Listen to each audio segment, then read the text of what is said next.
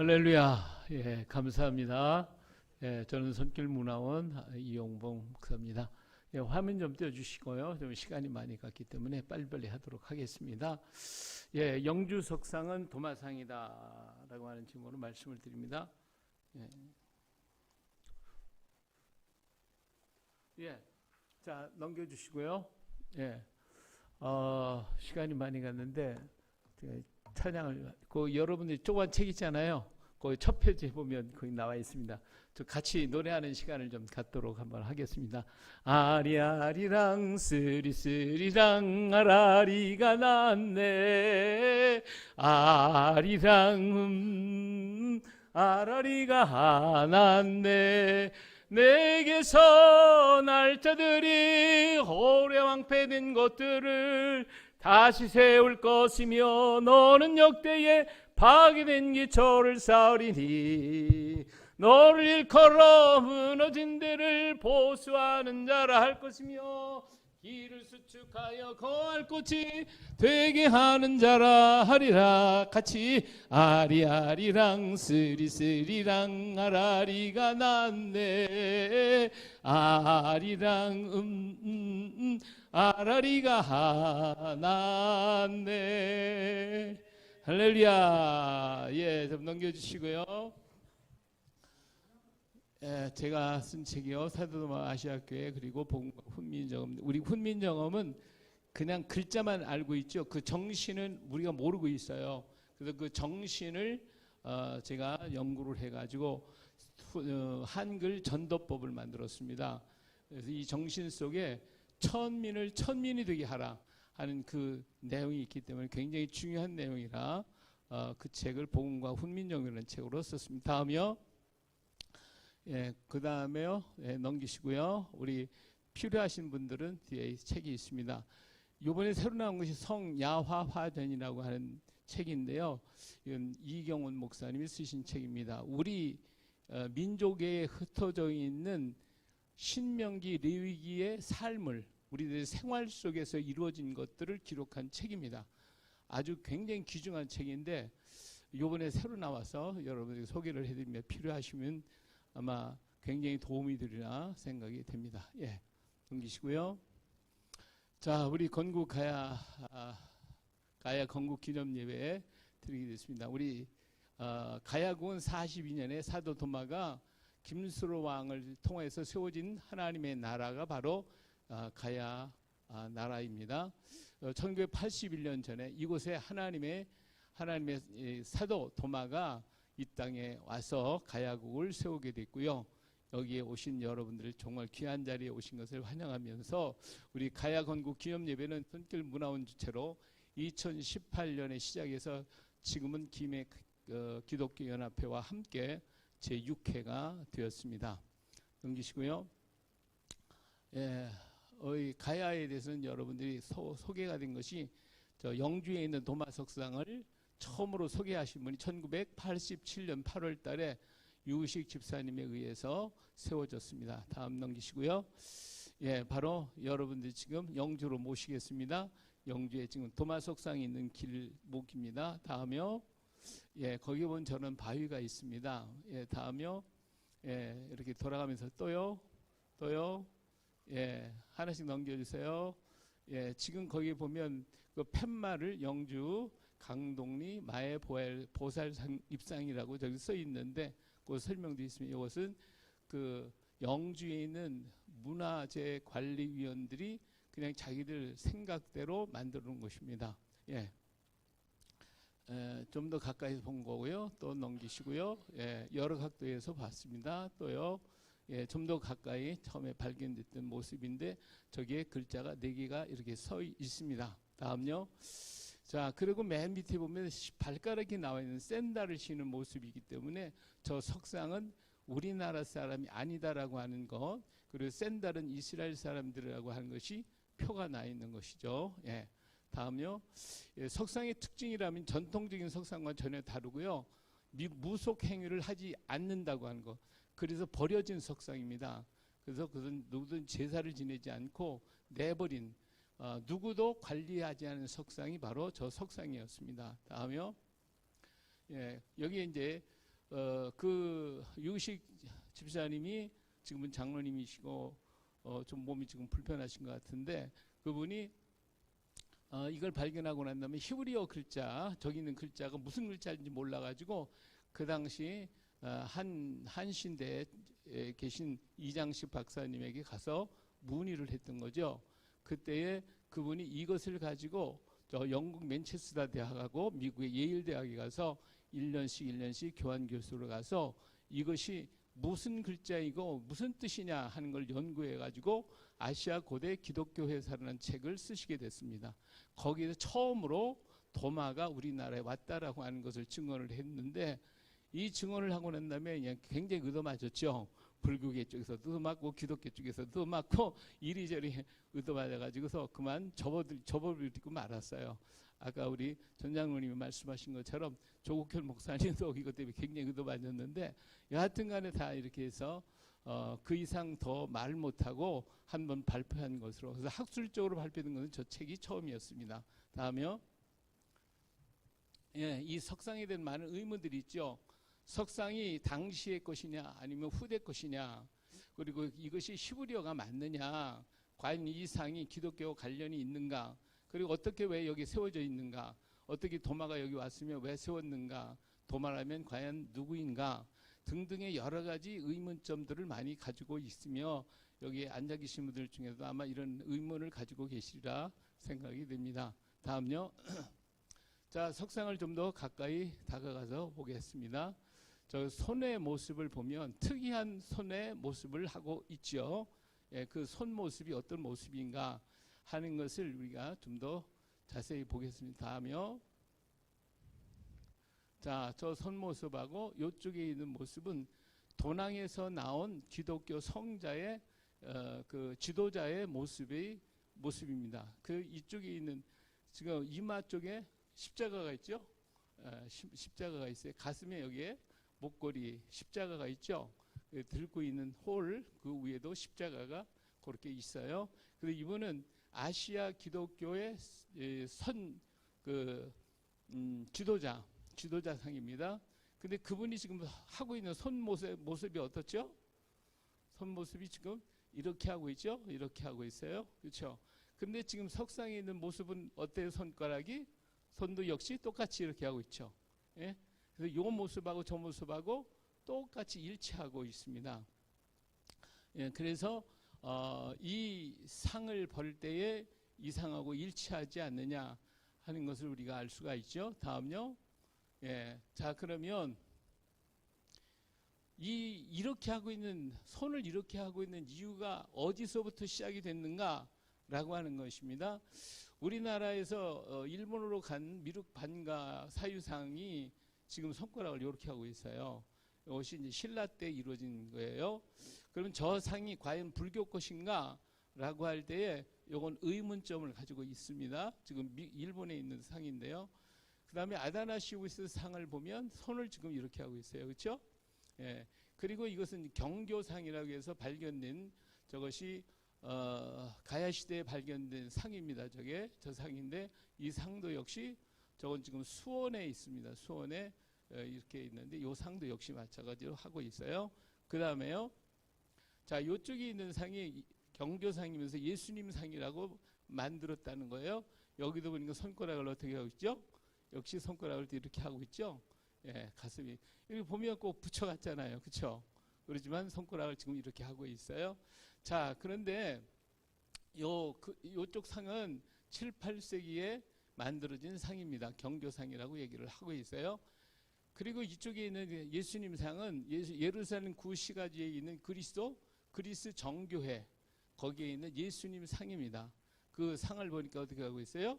손가락을 역시 이렇게 하고 있죠. 전부 다 그러고 있습니다. 예, 그 다음에요. 자, 이쪽에 보면 그리스 정교회 천정벽화에도 역시 예수님 상을 저렇게 하고 있고, 이쪽에 있는 예루살렘 녹펠러 고고학 박물관 koptik교회의 최초 사원에 있는 것이 거기 선도 역시 마찬가지로 이렇게 하고 있습니다.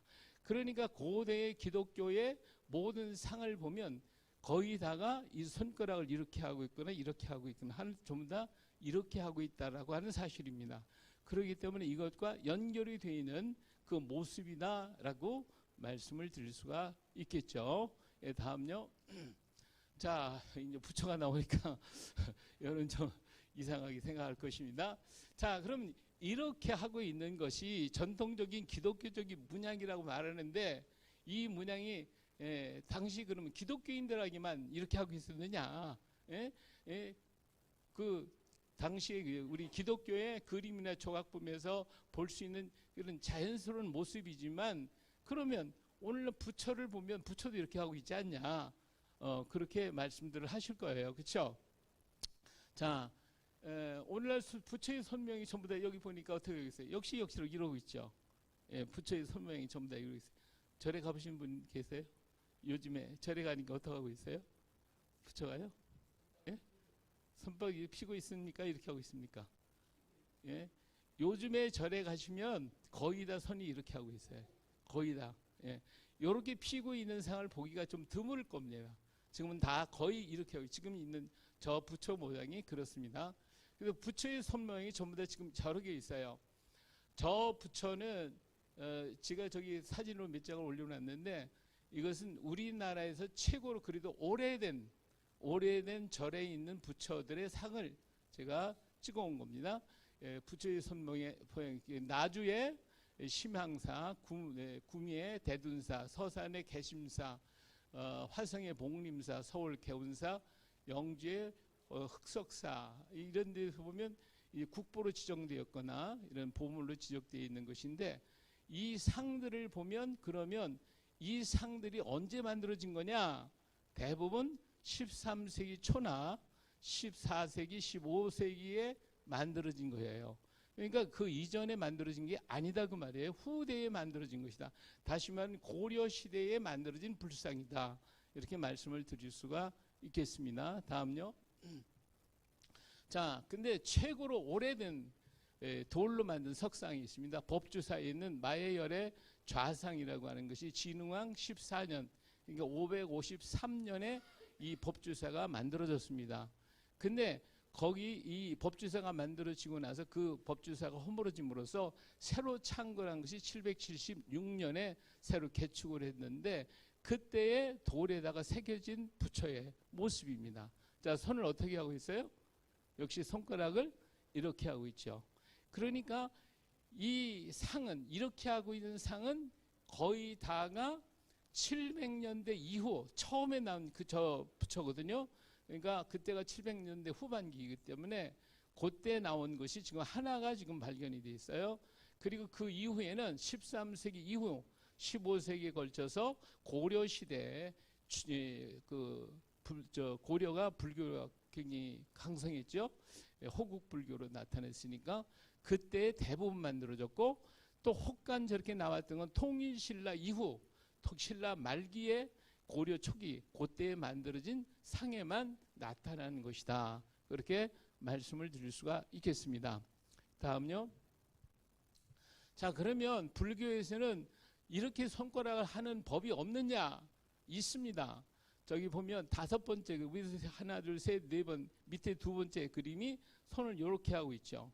요것이 이제 부처 석가모니가 5번째 손모양인데, 천법륜인이라고 하는 것인데, 석가가 악마를 항복시키고 깨달음의 경지에 도달한 것을 설법한 것으로 이제 우리 삶을 중도라고 하는 길을 걸어가야 된다.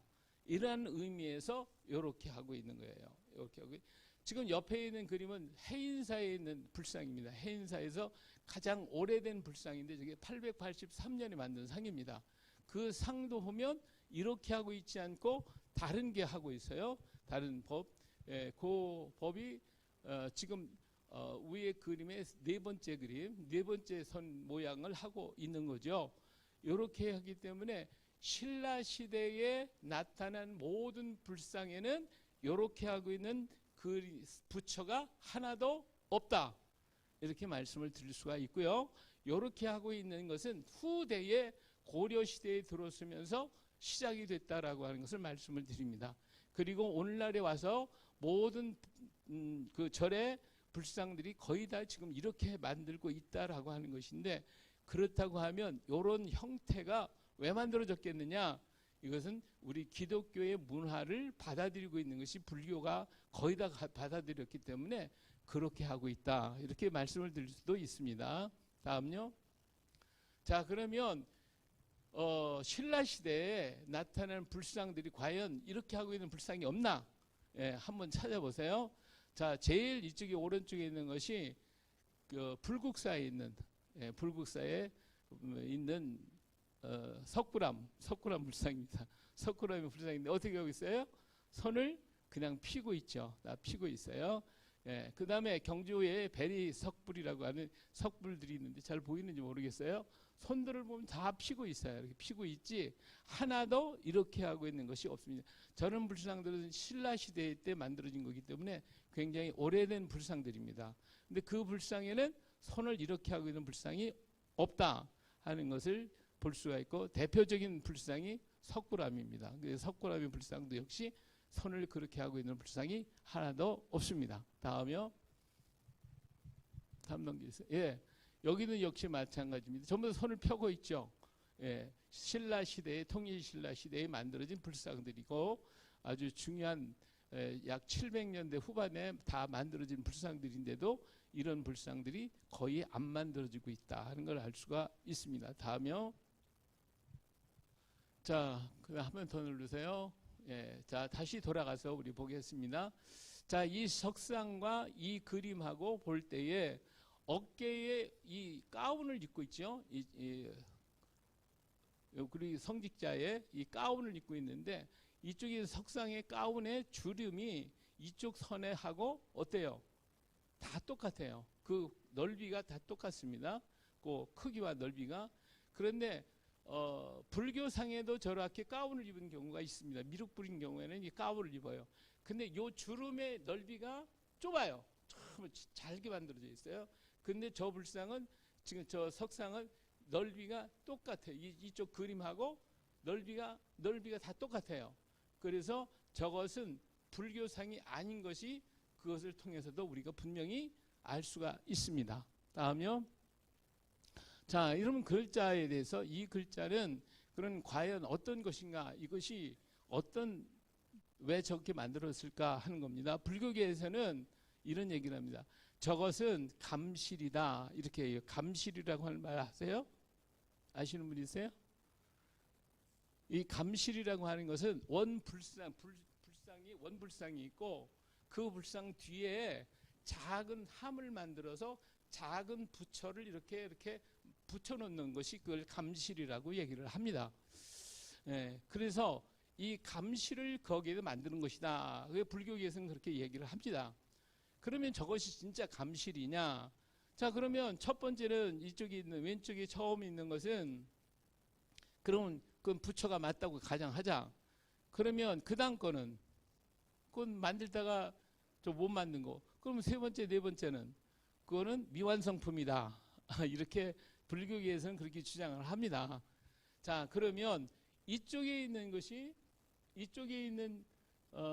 그림이 먼저 파고 그리고 맨 이쪽에 있는 게 끝에 새긴 것이냐? 요게 이제 문제가 있는 겁니다. 자, 그것은 우리가 붓글씨를 쓸 때에 왼쪽에서부터 오른쪽으로 씁니까? 오른쪽에서 왼쪽으로 씁니까? 예, 오른쪽에서 왼쪽으로 씁니다. 그렇죠? 예, 지금은 뭐 이렇게 왼쪽에서 오른쪽으로 쓰기도 하지만 옛날에는 전부 다 오른쪽에서 왼쪽으로 썼습니다. 그러면 저건 붓글씨를 쓴 거예요. 붓으로 써가지고 붙여놓고 판 겁니다. 그럼 팔 때 어떻게 파느냐? 처음부터 역시 붓글씨를 쓰는 것처럼 팝니다. 그러면 어때요? 이쪽에 있는 글씨가 제일 먼저 판 것이고 저쪽에 있는 것이 맨 마지막에 판 것이 되는 거예요. 그러면 불교계에서는 이게 제일 먼저 만들었고 이것이 맨 뒤에 있었다라고 얘기를 합니다. 그것이 틀린 거죠. 예, 그건 거짓이에요. 사실은 이쪽 것이 완성품이 되고 이게 미완성이 돼야 되는 것이죠. 예, 그렇기 때문에 이것을 우리를 속이기 하기 위해서 얘기하는 것이 실상은 이쪽이 완성품입니다. 그렇기 때문에 이것이 완전한 글자라고 하는 거예요. 그럼 이 글자가 정말 어떤 글자냐? 우리가 지금 히브리어라고 얘기를 하는데 과연 히브리어인가 아닌가라고 하는 것도 우리가 많은 사람들이 의심을 가지고 있습니다. 자, 이 문제를 가지고 이장식 박사님이 이 글자를 이쪽에 있는 글자를 타우자 이것이 맴자라고 얘기를 하셨어요. 그래서 도마라고 그렇게 설명을 하신 것입니다. 다음요. 자, 그러면 우리가 분석을 해보도록 하겠습니다. 자, 첫 번째 글자. 첫 번째 글자와 히브리어가 비슷한 글자가 어떤 것이 있죠? 헤트와 해와 헤트 그리고 타우자 요 세 가지가 글자가 지금 비슷합니다. 자, 저쪽에 해자입니다. 여기 헤트자, 그다음에 타우자입니다. 자, 저 중에서 어떤 글자가 제일 비슷하게 맞는 것 같습니까? 어떤 글자하고 제일 비슷한 것 같아요? 헤트자하고 비슷합니다. 헤트자. 그렇죠? 해라고 하는 글자는 위가 떨어져 있어요. 우리가 떨어져 있기 때문에 저 글자는 위에 떨어져 있지는 않습니다. 그렇죠? 붙어 있으니까 해가 아니고 헤트자예요. 그렇죠? 헤트자가 맞습니다. 근데 왜 저걸 타우자라고 부르느냐? 이것이 이제 문제가 된 거예요. 자, 그럼 이건 넘어가고 이쪽에 두 번째 글자가 맴자입니다. 맴자. 맴자는 이건 누구든지 부인하지 않습니다. 이건 다 맞아요. 맴자와 같으니까. 이 사메크라고 하는 글자는 둥글게 원을 양 그려야 되는데 저거 네모게 정사각형으로 만들었기 때문에 이거는 맴자가 확실합니다. 이제 히브리어에서 그건 부인을 못합니다. 전제 첫 번째 글자가 문제죠. 자, 그런데 저 글자를 왜 타우자라고 타우자라고 얘기를 했냐? 그것은 가운데 있는 안에 있는 원을 그렸기 때문에 그런 거예요. 헤트자인 같으면 각을 지게 만들어요. 이 맴자가 각을 지게 만들어 놨는데 그렇다고 하면 이 헤트자 요 첫 번째 글자도 각을 지어야 됩니다. 각을 딱 지게 만들어야 하는데 각을 안 지고 원을 그렸어요. 이렇게 원을 그렸어요. 왜 원을 그렸느냐? 꼬리를 그리려고 하다 보니까 붓글씨를 쓸 때 꼬리를 그리려고 하다 보니까 이것이 원으로 바뀌어졌다는 거예요. 그래서 저것이 헤트가 아니고 타우가 맞다. 이렇게 정리가 된 거예요. 그래서 저 글자는 타우고 이것이 맴자가 돼서 토마가 된다 하는 것입니다. 이해가 되셨어요? 예, 좀 아직도 이해가 안 되실지 모르겠어요. 예, 우리 영어의 R자가 저기 러시아에 가서 거꾸로 쓰잖아요. 거꾸로 쓸 때 이 R자를 둥글게 만들 때 이렇게 돌리잖아요. 이게 붓글씨를 쓸 때 이것이 돌려져 원을 그려졌기 때문에 그런 현상이 나타났다라고 말씀해. 이 문제를 가지고 그래서 이장식 박사님이 2년을 고민을 하신 거예요. 이 문제 가지고. 자, 그러면 세 번째로 넘어가겠습니다. 다음 넘겨주세요. 자, 세 번째 그림입니다. 저쪽에 있는 그림이에요. 저 그림은 누구나 얘기할 때 주먹을 쥐고 있는 손을 쥐고 있는 요 손을 이렇게 모으고 있는 거예요. 손을 모으고 있는 그림이 양쪽에 손목이 이렇게 있고요. 그게 맞죠? 두 개가 있는데 문제는 뭐냐면 그 위에 눈이 그려져 있다고 하는 사실이에요. 그렇죠? 눈이 있죠? 저 위에. 맞습니까? 예. 그래서 이 주먹인데 손인데 손 위에 눈이 그려져 있어요. 눈이. 자, 그러면 왜 눈을 이게 손에 눈이 그려져 있는가? 이것은 우리가 이것을 보면 알 수 있습니다. 요한복음 20장 25절 말씀입니다. 토마가 뭐라고 그랬어요? 내가 그 예수님의 상처를 보고 만져야 된다 하는 것을 분명히 얘기를 했어요. 그 말씀을 형상화시킨 그림이 바로 저 글자예요. 그래서 도마의 눈 그리고 도마의 손을 상징한 것입니다. 이것을 상징화시킨 것도 20장 25절 같이 볼까요? 다른 제자들이 그에게 이르되 우리가 주를 보았노라 하니 도마가 이르되 내가 그의 손에 못자국을 보며 내 손가락을 그 못자국에 넣으며 내 손을 그 옆구리에 넣어보지 않고는 믿지 아니하겠노라. 그렇죠? 그래서 저 글자는 바로 도마의 요한복음 20장 25절을 형상화시킨 그림이다. 그렇게 말씀을 드릴 수가 있겠습니다. 자, 네 번째 글자를 보겠습니다. 자, 넘겨주세요. 예, 저걸 보니까 저거는 어떤 사람인데 사람을 보니까 한 손만 이렇게 하고 있죠.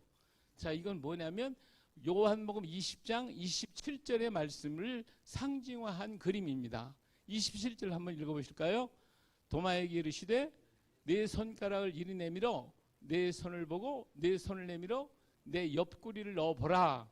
그리하여 믿음 없는 자가 되지 말고 믿는 자가 되라.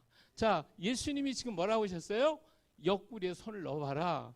그래서 저 그림은 예수님의 그림입니다. 예수님입니다. 예수님이 지금 도마에게 뭐 하고 있어요? 자, 옆구리 좀 봐. 여기 옆구리 좀 봐. 하고 있는 옆구리를 가르치고 있는 형상화시킨 그림이 글자가 바로 저 네 번째 글자입니다. 이해가 됐습니까? 이보다 더 자세한 해석하실 분이 있으시면 말씀하세요.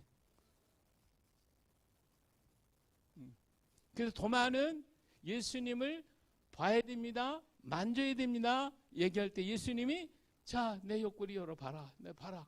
하고 있는 것을 얘기하고 있는 도마의 얘기를 지금 네 글자를 통해 다 형상화시킨 글자다 라고 하는 것을 여러분에게 말씀을 드립니다. 이해가 안 되셨으면 예. 자, 예, 저도 제가 저렇게 봤고요. 다른 분들 어떤 분이 조금 비슷하게 말씀하신 분은 있었어요. 그래서 정확하게 제가 성경을 구조를 잡아서 제가 해석한 것은 저 부분이 있습니다. 예. 많이 노력하고 많이 연구를 했습니다. 예. 예. 다른 분들도 저 비슷하게 말씀하신 분도 좀 있긴 있는데 저렇게 확실하게 말씀을 하진 않았어요. 예. 마이크 안 들립니까? 예. 자, 그 다음에요. 다음 넘겨보세요. 자, 그 다음에 저 글자입니다. 이 지전행이라고 얘기를 이제 조국현 목사님은 저 지전행이라고 이렇게 해석을 했습니다. 위에 이 글자가 지자, 그다음 전자, 행자. 근데 다른 어떤 분은 저 글자를 지자하고 전자하고 합쳐가지고 전이라고 쓰기도 해요. 전행일이라고 해서 이쪽에 밑에가 일자가 있다. 이렇게 해석하시는 분도 있습니다. 자, 그런데 우리 조국훈 목사님이 저 밑에 있는 그 일자라고 쓴 걸 보면 그건 돌 자체가 어떤 무늬가 생긴 것 같아요. 그래서 전행일이라고 읽기는 좀 그렇고 지전행이라고 읽는 것이 더 안 좋겠나 좀 그런 생각이 듭니다. 그래서 그러면 저 글자에 대해서 우리 기독교 학자들 가운데서도 뭐라고 얘기하냐면 저건 현대 글자다 이런 얘기를 많이 하셔요. 그래서 정말 이것이 현대 글자냐 하는 것을 찾아보겠습니다. 다음 넘겨보겠어요. 자, 여기 조국현 박사가 지금 그분이 원래 붓글씨를 잘 쓰시는 분이에요. 대대로 집안 대대로 이렇게 붓글씨를 쓰셨는데 저걸 탁본을 이쪽에 이제 새카만 탁본 뜬 것을 이쪽에 붓글씨로다가 다시 쓴 것입니다. 다시 써서 그걸 보여준 거예요. 자, 그러면 지전행이라고 썼습니다. 저 글자의 모양이 과연 현대의 글자냐 아니면 어느 시대의 글자냐라고 하는 것입니다. 근데 요 글자의 모양이 조국현 박사님은 얘기를 하기를 한나라 시대 글자입니다. 이렇게 얘기를 하더라고요. 내가 그래서 물어봤어요. 한나라 글자라는 그 이유가 어디 있습니까? 그 증거를 좀 대주십시오. 그랬더니 그분이 이제 한나라가 이제 BC 220년, 202년부터 AD 220년까지 존재한 나라가 한나라입니다. 그러니까 그 당시에 사용하던 글자체가 저것이 맞느냐 하는 것을 찾아보면 되지 않겠습니까? 예, 그래서 제가 우리 조 목사님을 통해 가지고 그럼 그 증거를 대시오 그랬더니 증거를 보여줬어요. 자, 넘겨보세요. 자, 저것이 바로 우리 조 목사님이 가지고 있는 사전입니다. 붓글씨 사전, 예, 사전이에요. 넘겨보세요. 자, 여기 보니까 이쪽에 지자가 나와 있죠. 자, 지자가 저기 보면 이건 원나라 시대 글자, 요거 가운데 있는 글자가 한나라 시대 지자예요. 그럼 아까 그 글자하고 어때요? 같아요? 틀려요? 같죠? 그렇기 때문에 지자는 한나라 시대 글자다라고 하는 것이 드러난 것입니다. 그렇죠? 그 다음에 전자를 보시겠어요? 이쪽이 전자, 요 전자도 보니까 이것이 한나라 시대 글자체다라고 하는 것이 여기에 나타나 있어요. 자, 그 다음에 행자를 보세요. 저쪽에도 행자, 맨 위쪽에 있는 거, 거기도 보니까 그 글자가 같죠? 그래서 이것이 한나라 시대 글자체라고 하는 것이 사전에서 분명하게 드러나 있습니다. 이건 누가 부인할 수가 없는 글자예요. 왜냐하면 그 시대에 글자를 쓰면 대부분 같은 글자를 씁니다. 다르게 쓰진 않아요. 그렇기 때문에 그 시대에 한나라 시대에 저런 필체가 유행됐다라고 하는 것이 증명이 되어진 것입니다. 할렐루야. 예, 그렇기 때문에 이것이 현대 글자가 아니고 현대판 것이 아니라 고대의 최소한도 주전 200, 주 220년 이전에 만들어진 글자다라고 하는 것이 증거가 되어지는 것입니다. 예, 다음요. 저희들이 이제 저 석상에 갈 때에 영주에 있는 직지사라고 하는 절이 있습니다. 거기에 주지가 저희들이 그 주지를 만났어요. 지금 저기 모자 쓰신 분이 그 직지사 주지 스님인데 그분이 이제 평은면 면장하고 전화를 하더라고요. 내가 거기를 가려고 그러는데 나를 좀 인도해 달라고. 그래서 그 저분하고 같이 지금 거기 갔습니다. 지금 이쪽에 있는 게 저고요. 저 안쪽에 있는 분이 평은면 면장님이십니다. 그 영주의 평은면에 저게 있어요. 거기에 그 담당하고 있는 담당 면장이 바로 저분인데 이분이 오셔가지고 저 보세요. 저쪽 이쪽의 그림을 보니까 이분이 어때요? 아주 애석하게 아주 안타까운 마음으로 돌을 쓰다듬고 있어요. 이렇게 쓰다듬으면서 지금 면장한테 이제 이 설명을 쭉 하더니 면장을 보고 뭐라고 얘기하냐면 이 상은 예수님의 제자상이야. 분명하게 그분이 얘기를 했어요. 당신이 있을 때 이 상이 예수님의 제자상이라고 얘기를 해요. 그러면 영주가 변해. 이렇게 분명하게 나 있는 데서 그리고 면장을 바로 앞에다 놓고 얘기를 했어요. 그분이 아주 증거를 하신 분이에요. 왜 그분이 이렇게 얘기를 할 수 있었냐면 이분이 이곳에다가 부처가 있으니까 여기에다가 절을 세우려고 했어요. 절을 세우려고 했는데 와서 이 상을 가만히 살펴보니까 아무리 뜯어봐도 불교 것이 아니더라는 거예요. 그래서 이건 아니다. 이거는 내가 여기다가 세우면 안 되겠다 해서 그분이 다른 곳에다가 직지사라고 하는 절을 세우게 됐어요. 그래서 그분은 이 석상은 지금 버린 거예요. 버린 거예요. 불교에서도 관리하지 않습니다. 그러면 기독교에서 관리하는 기독교에서도 관리 않습니다. 버려진 거예요. 지금 아무도 관리하지 않습니다. 그래서 이분이 저보고 하는 얘기가 아니 당신은 기독교 목사고 교회도 큰 교회도 많지 않냐. 근데 왜 이거 내버려 두느냐. 만일에 이거 내버려 둬서 만약 이것이 파괴가 된다면 기독교에 하나밖에 없는 귀중한 유물인데 이 유물이 파괴된다면 얼마나 손해가 보는 거냐. 빨리 관리해라 하고 저를 막 꾸짖더라고요.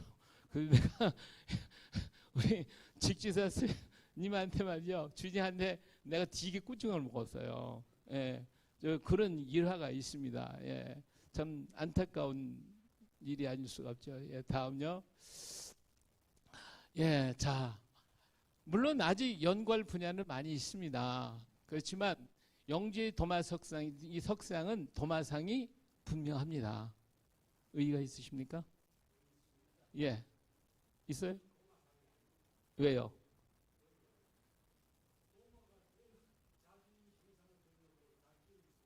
예, 예. 자, 그 의견에 대해서 어느 정도 인정을 합니다.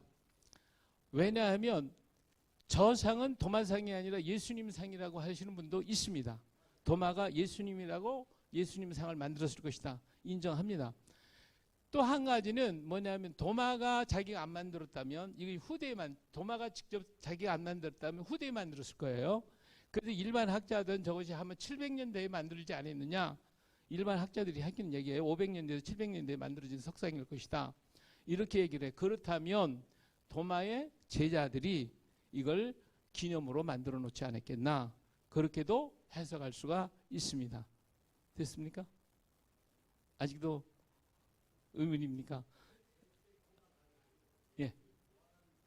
예, 그것도 인정해요. 예, 하니까 그렇지만 이제 예, 예, 그러니까 그 부분에 대해서 더 많이 연구해 주시기 바랍니다. 하여튼 도마 사행이었든 아니면 예수님의 상이었든 간에 우리는 거기서 도마가 했다고 하는 그 증거를 글자 속에서 저희는 찾아볼 수가 있어요. 그렇기 때문에 아직은 더 연구할 분야가 있습니다. 그러나 제가 지금까지 여러 분야에서 저는 우리 고대 문서 그리고 우리 일본 학자들 저 중국 이 각격 있는 세계 그 학자들의 모임에 저희들이 매년 한 번씩 열립니다. 거기에 참석해 가지고 그분들과 의논을 하고 얘기를 했고 일본 학자들이 주장한 것들을 가지고도 많은 자료를 제가 가지고 있습니다. 그렇기 때문에 저희가 볼 때에는 저것은 도마 석상이 확실하다. 그렇게 증거할 수가 있겠고요. 또 한 가지 그것이 도마가 예수님 상을 만들지 않았을까라고 하는 것도 일부는 인정합니다. 예, 부인하지는 않습니다. 예. 그래도 어떻든 간에 예수님 상이었든 도마 상이었든 간에 기독교 상은 확실한 것입니다. 불교 상은 아닙니다. 예. 다음에요. 앞으로 예. 예, 예. 앞으로 넘겨주세요. 앞으로. 네네네. 예, 예, 예. 그래서 오늘 우리는 물론 앞으로 저는요 여기 계단을 하나 만들어 놓듯이 저는 계단을 하나 만들어 놓는 거예요. 저도 나이가 있고 그러기 때문에 더 이상 제가 할 수 있는 분야는 얼마큼 앞으로 제가 더 연구할지는 모르겠어요. 그러나 여기까지입니다. 그리고 앞으로 더 연구를 하겠죠. 그러나 다른 분들이 한 계단을 더 놓으시면 더 좋은 그러한 연구가 되지 않겠나. 예, 그렇게 이해를 하고 있습니다. 어쨌든 하나님은 우리 땅에 사도 도마를 41년에 보내셨습니다. 그리고 이 땅에 하나님의 섭리가 있다라고 하는 것을 증거하는 것이고 말씀하시고 계시는 것이다. 그렇게 말씀을 드리겠죠. 그래서 이것은 하나님께서 우리 땅에 이렇게 31년에 예수님께서 승천하셨고 41년에 도마가 우리 땅에 와서 이 복음을 전했다고 하면 그러면 하나님은 이 나라에 어떠한 뜻이 있다라고 하는 것을 우리는 알 수가 있습니다. 우리가 그 뜻을 이루어 드리는 것이 우리 한국교회가 해야 할 일이 아니겠나 그렇게 생각을 합니다. 물론 우리는 도마에 대한 많은 편견을 가지고 있어요. 그래서 우리가 하나님은 그렇지만 우리 하나님은 우리에게 일깨우시기 위해서 역사하시죠. 보세요. 도마를 보내주셨는데 도마가 한 게 뭐냐는 거죠. 도마가 뭘 했냐고 그 증거가 뭐냐고 나타난 게 뭐 있냐고 이런 여러 가지로 얘기를 합니다. 근데 제가 연구한 바로는 고려시대까지도 교회가 있었다고 하는 것을 저는 증거할 수가 있습니다. 예, 고려시대에도 우리 땅에 교회가 존재하고 있었고 그것을 불교 쪽에서 파괴시켰던 것을 알고 있어요. 예, 그런 거 더 자세한 것은 후일에 이제 제 세미나에 참석하시면 좀 말씀을 드리도록 하겠습니다. 예, 다음 넘겨주시고요. 그래서 도마가 와서 아무것도 한 것이 없지 않냐 이렇게 말씀을 하시는데 사실 아까도 우리 전 장로님 말씀하셨지만 1866년에 사도 토마스가 왔어요. 토마스가 와서 하신 게 뭐 있어요? 예? 어디서 대동강에서 죽었어요. 책 몇 권 던져주고 한 게 없어요. 그런데 문제는 하나님이 보내셨다는 거예요. 우리 민족이 도마를 잃어버리고 나니까 다시 도마를 보내가지고 일깨워 주셨어요. 깨닫게 하셨어요. 그런데 한 것도 없이 간 것 같은데 그의 피의 소리가 전 세계의 모든 기독교인들의 마음을 움직여버리고 말았다는 사실이에요. 이것을 통해서 세계에 있는 선교사들이 우리나라에 몰려오기 시작을 했다는 거예요. 이것이 중요한 거예요. 이게 중요한 거예요.